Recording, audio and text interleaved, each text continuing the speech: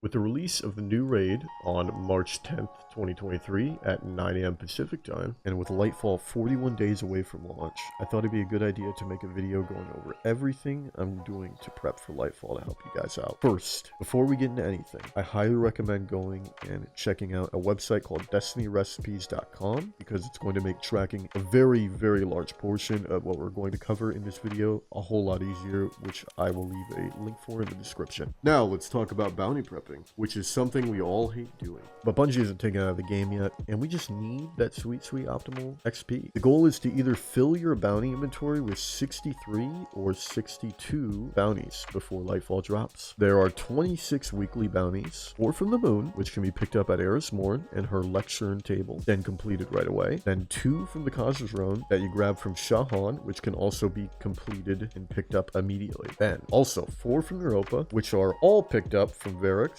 although he only sells 2 bounties a week, so you won't be able to complete all 4 right away, as one of the 2 weekly bounties that he sells are based on the Empire Hunt boss for the week, which rotates every weekly reset and will end up taking you a total of 3 weeks to complete all the Empire Hunt boss based weeklies. Then 7 from the Dreaming City, which are also not all completable right away, as Petrovenge, the gorgeous, strong, buff, intelligent, funny, respectable lady that she is, only sells 2 weekly bounties a week as well, which is based off the Ascendant challenge for said week. Because of this, it will take a total of 6 weeks to complete all the Dreaming City bounties. So if you're starting as this video drops, you will not be able to complete them all. But if you started a couple of weeks ago, you would. Then 8 from the clan bounties, which you can pick up at Hawthorne. But again, you're limited to 4 bounties a week, so these could take 3 to 4 weeks to complete as well. And you also need clanmates. Then 1 from the Dares of Eternity, because the Star Horse is a greedy little creature and he won't let you hold more than that. I would make doing as many of these weekly bounties your #1 priority for bounty prep, as they award you the biggest XP bonus out of all the bounties at a whopping 12,000 XP. After you've done your weeklies, I would, if you can, only fill the rest of your bounty slots with daily bounties, as they award you 6,000 XP. I would also recommend for the daily bounties that you purely stick to planetary bounties, like the EDZ, the Cosmodrome, the Moon, Europa, and Nessus. As when Lightfall drops, you most likely will not be doing bounties from these destinations and will find yourself doing a lot of bounties from the Tower and from Neo Muna for power leveling and such. If you absolutely need to, you can do repeatables with 3,000 XP because more XP is better than no XP. The next big step on our little Lightfall prep sabbatical will be crafting and farming legendary weapons. You may ask yourself, Mr. Diffizzle, why is this important? My answer to that is because all of the seasonal weapons from the Year of Witch Queen will be going away in the Year of Lightfall, and a lot of them are extremely good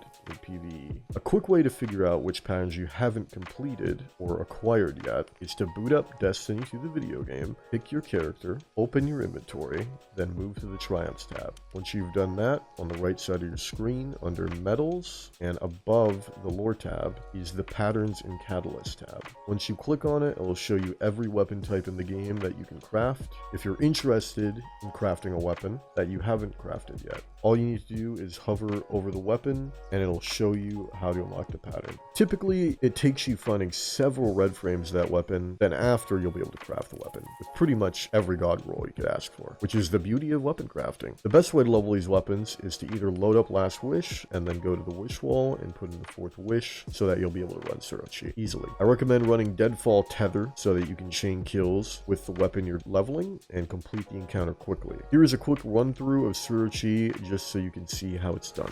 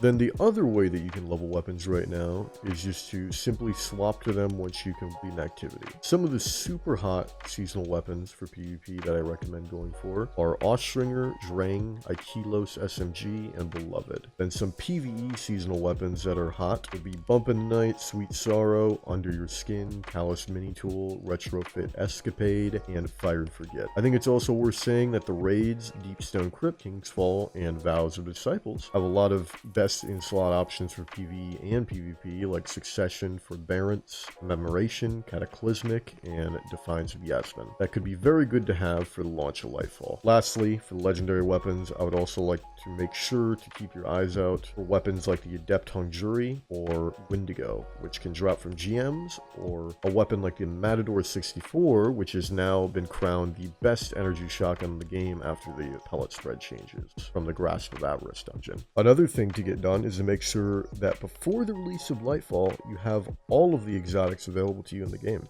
You can do this by farming the Legend Difficulty Lost Sector, which resets daily. The last thing you want to be doing is farming for old armor when we have new armor out. The same goes for the exotic weapons and their catalyst. Make sure you get all of them, because we will definitely be getting some new goodies that you'll be wanting to give your full attention come launch day. For a lot of the exotic catalysts, you'll just need to kill combatants. Some will have more specific things you need to do. For the ones that don't, you can refer back to the Shuro Chi farm to finish the combatants. One of the least fun things you can do out of everything I've mentioned, but super important, is clean your vault, so that when Lightfall drops, you're able to have an abundant amount of space to store new gear from Lightfall. I suggest, if you're hoarding several rolls of exotic armor in the vault, sitting down and deciding on keeping 1 instead of 8 per se. While we're talking about armor, I would also try your best to keep legendary armor in your vault that has a base total of 68 and higher, and delete anything that is lower than that base total. The same rule that we use for the exotic armor in terms of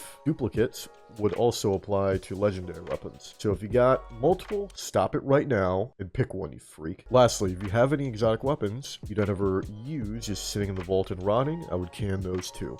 Now that we've gone over everything, you are now ready to embark on your journey to prep successfully for Lightfall. Good luck, Guardians. If you guys enjoyed this video and want more, please make sure to subscribe, as 57% of viewers that watch my videos aren't subbed to the channel, and we are less than 100 subs away from 25k on YouTube, which will be a huge milestone for me. In addition to that information, if you would like to enjoy more content of mine, I stream pretty much every day on Twitch at Diffizzle, and if you would like to keep up to date with stuff that is happening with me and my content, go check me out on Twitter as well at 2Diffizzle. I will now take my leave. I love you guys, and I'll see you in the next one.